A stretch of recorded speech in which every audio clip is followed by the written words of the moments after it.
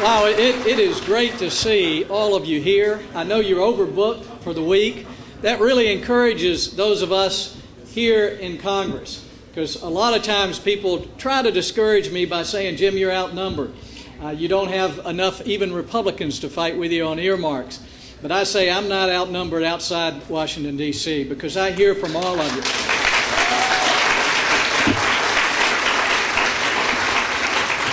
And I thank you for what you do. Americans for Prosperity, if you just think about the name, every time the letterhead comes across my desk, I think, well, all Americans are for prosperity. But then I think of what we hear here day in and day out, and they're not.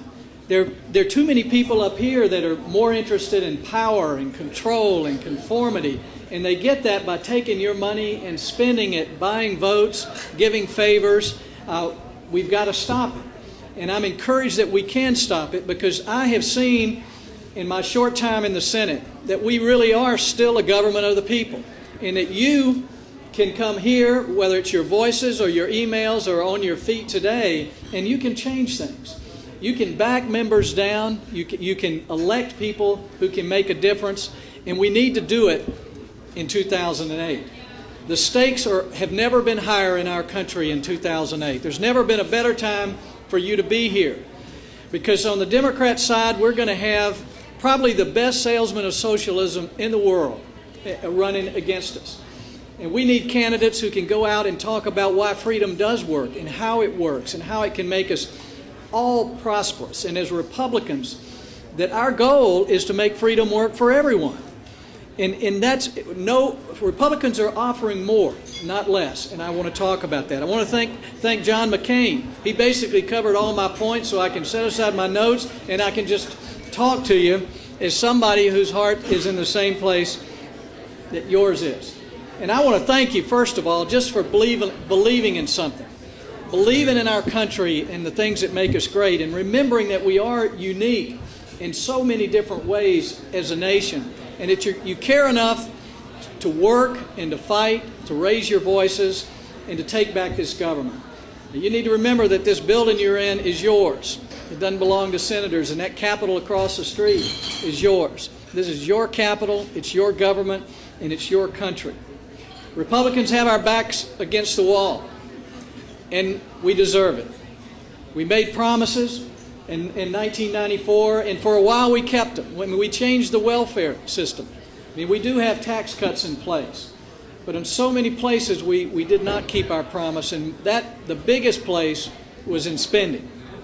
And you know why that is, and I want to talk about that. But before we talk about how to fix Republicans, I just want to challenge you a little bit about what we're up against. So I know you see it, but we need to make sure all Americans see it. As we think about the Democrats, think about Hillary Clinton. I don't know if you've heard about her latest proposal for the federal government to take taxpayer money and to give every newborn baby $5,000. You know, it would be wonderful if we were the United Way instead of the United States, and we could raise money voluntarily and give it to every child. That might be good. But when we take our oath of office, it's not to be a charity. It's not to bring home pork and goodies for South Carolina. We swear an oath to the Constitution of the United States. It's to a republic that has a set of principles that is really worked around bottoms-up, freedom-oriented government. Less government is better government. Thank you.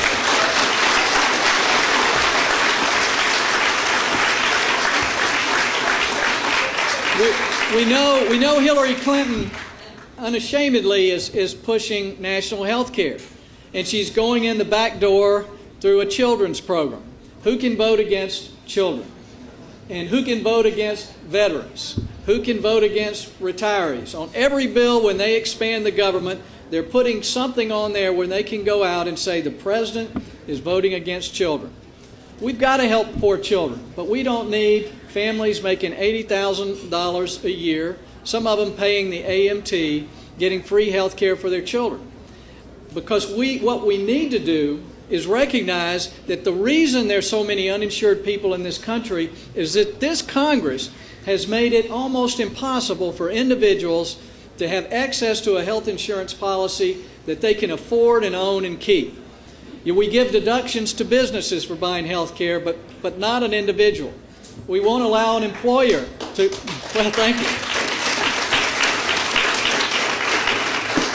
We won't allow us, if your employer doesn't offer insurance, we won't let them give you money to help buy insurance and take a deduction for it.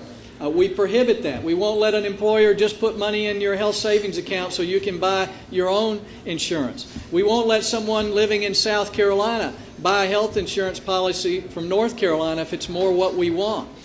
We won't let small businesses pool together to buy less expensive policies. The Democrats on every front have tried to keep individual health insurance from working for Americans. And now they want to ride in on a white horse, and they want to save us all with government health care.